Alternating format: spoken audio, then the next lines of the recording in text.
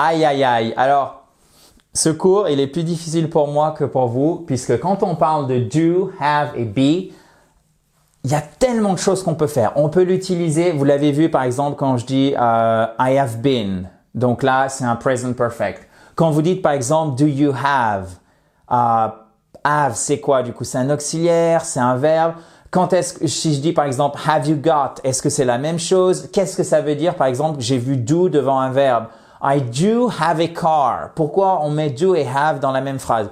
Donc là, il y a une espèce de mélange qui se fait et c'est normal parce qu'il y a plein d'emplois différents pour do, have et be. Et pourquoi je vous ai dit que c'est sans doute plus complexe pour moi que pour vous? Parce que j'ai essayé de faire un cours exhaustif et qui vous explique de manière claire et rapide, qu'on n'y passe pas 20 ans et que vous dites quand vous avez fini la vidéo, yes, j'ai enfin compris à chaque fois qu'on utilise do, have et be. Et on commence tout de suite, chers amis.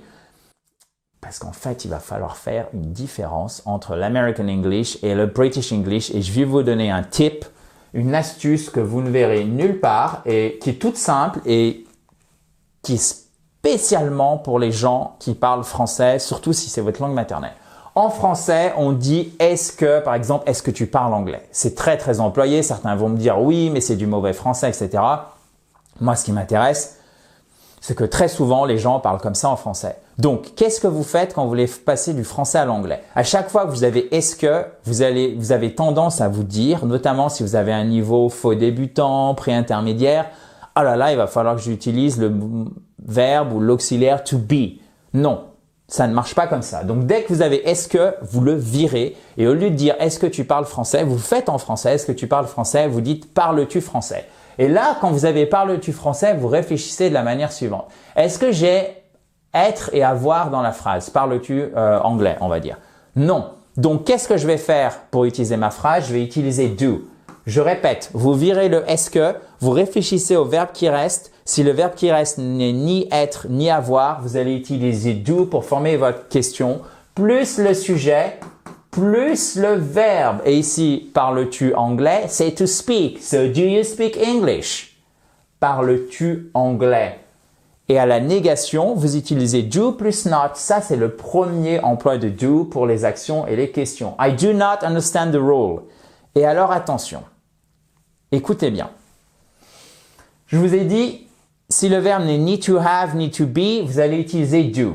Oui, ça c'est vrai pour le British English. Parce que par exemple, si je dis as-tu une voiture, en anglais, qu'est-ce que je vais dire? Je vais dire have you got a car?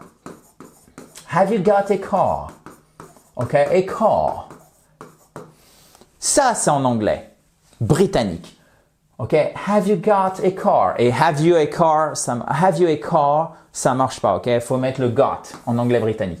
En anglais américain, on simplifie les choses. Si dans votre question, en fait, vous avez un verbe qui est différent de be, vous utilisez toujours do. Pourquoi? Parce que pour parler de la possession, on va utiliser do en anglais américain et au lieu de dire have you got a car, on va dire do you have a car en anglais américain. Donc de have you got a car, on va même pas utiliser have, on va dire do you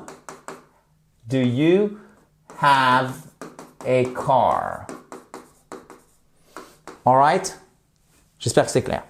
So, have pour les possessions, les expériences et les obligations. I have a car. I have got a car. Si vous êtes plus British English, I have got a car. Ok? I have a car.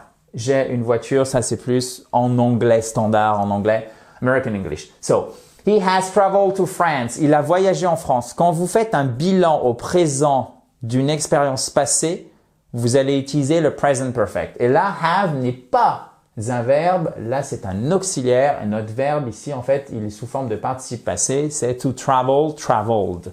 Ici, I have est un simple verbe au présent simple. I have got a car, I have a car. C'est du présent simple. Ok? Got, c'est simplement une particule pour dire, exprimer la possession. D'accord? Ça n'a rien à voir avec le present perfect. Ici, c'est du present perfect. En revanche, on fait un bilan au présent d'une expérience passé. Et évidemment, l'obligation. On va employer have pour l'obligation. I have to, ok? I have to finish your homework. Si déjà vous avez compris tout ce qu'on a vu ici, tout ce que je viens de vous expliquer, vous avez fait des pas de géant en grammaire. anglaise. Et be, on va l'employer pour l'état, l'emplacement, les descriptions. Vous allez me dire, oh là, état, emplacement, description, il va falloir que je retienne ça. Non, pas du tout. Regardez. Est-il sympathique? Sympa, ok? Alors, on va pas employer aimable. On va pas employer nice pour sympa. On va dire est-il aimable? On va employer friendly. Pourquoi? Parce que je veux que vous vous souveniez que dans friend, ami, on ne dit pas friend. Comme la série, c'est pas friends, hein, c'est friends.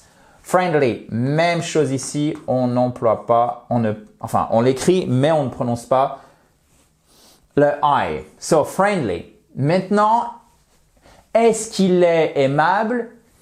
On vire le est-ce que, Adrien? Et donc, est-il aimable? Là, on a le verbe to be. Donc, tu nous as dit, on va le faire, tiens, en American English, quand c'est n'importe quel verbe sauf to be, je dois utiliser do. Donc là, je peux pas utiliser do comme c'est to be. Qu'est-ce que je vais faire? Je vais simplement utiliser to be pour faire la question. Pas besoin de rajouter autre chose. Is.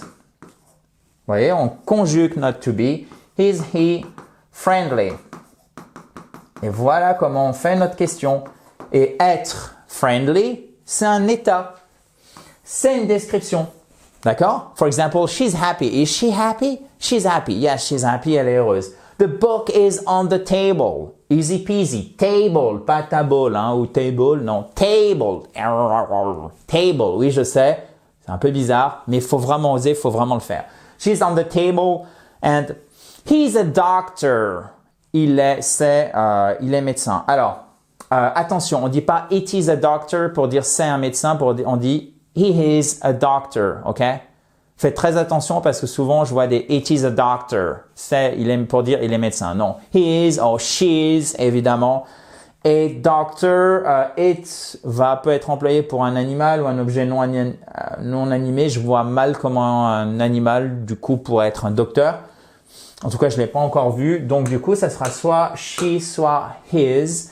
Et alors, il y a une forme qui perturbe un nombre important d'apprenants et c'est franchement tout à fait logique. C'est l'utilisation de do devant un autre verbe. Et là, vous dites, mais je comprends pas. C'est pas une négation, donc on n'a pas besoin de do not ou don't ou does not à la troisième personne du singulier.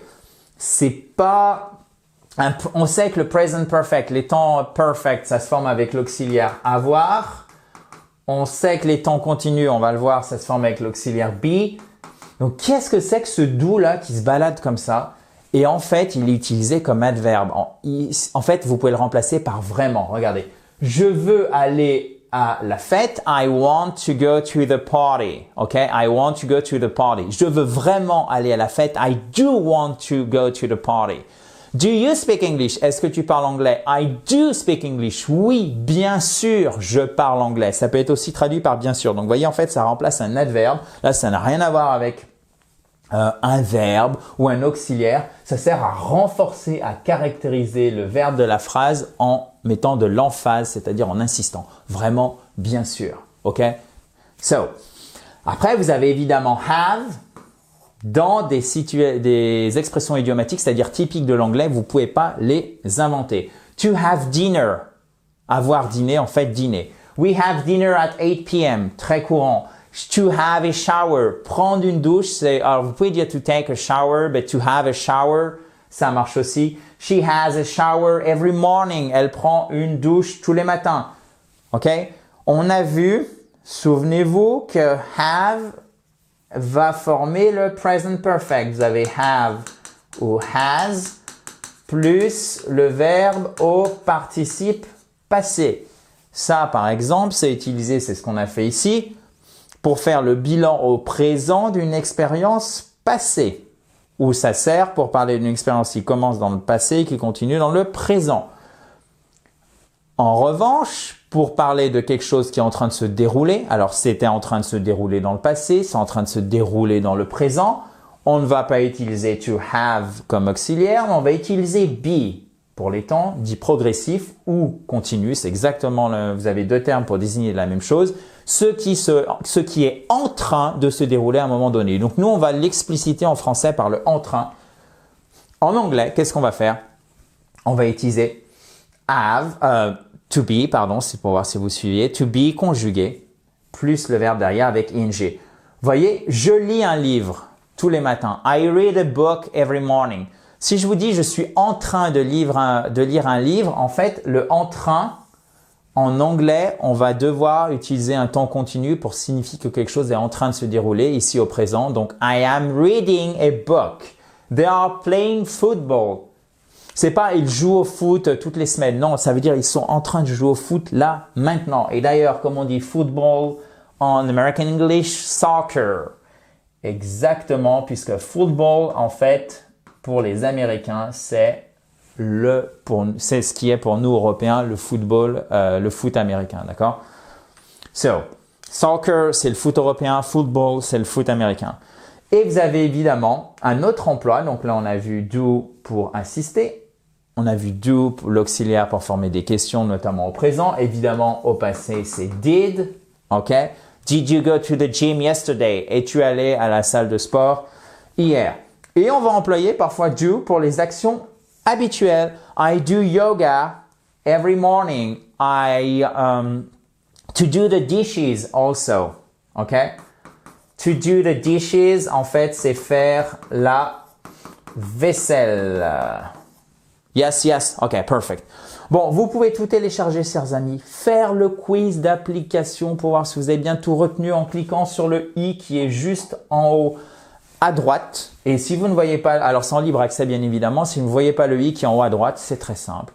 Il suffit de cliquer sur le lien qui est dans la description, notamment si vous êtes sur mobile ou sur tablette, vous n'avez pas le i en haut à droite. Et maintenant, vous avez have pour les maladies et les sentiments. Avoir un rhume, ressentir telle ou telle chose. Par exemple, I have a cold. Alors, cold, c'est froid. To have a cold, avoir un rhume. I have a feeling we are lost. J'ai l'impression que nous sommes perdus. OK? Ce qui est important, c'est retenir les exemples et surtout avoir bien compris mes explications au niveau grammaire pour la différence entre do, be et have. Et pour ceux qui sont déjà un peu plus avancés, faites attention. Souvenez-vous que I do want, que do peut être utilisé non pas comme un verbe, non pas comme un auxiliaire, mais bien en fait comme un adverbe, c'est-à-dire qu'il va modifier le sens du verbe de la phrase. Et ici, il va le modifier de façon à signifier vraiment, bien sûr, of course, really, ok. C'est bon? Yes. De toutes les manières, si vous avez des questions, chers amis, vous les mettez juste en dessous et je reviens vers vous rapidement. J'espère que ce cours qui est très transversal, qui se veut synthétique, a permis d'améliorer alors votre vocabulaire, votre prononciation, mais surtout votre grammaire. Je vous dis à très vite dans la joie et la bonne humeur. Bye bye!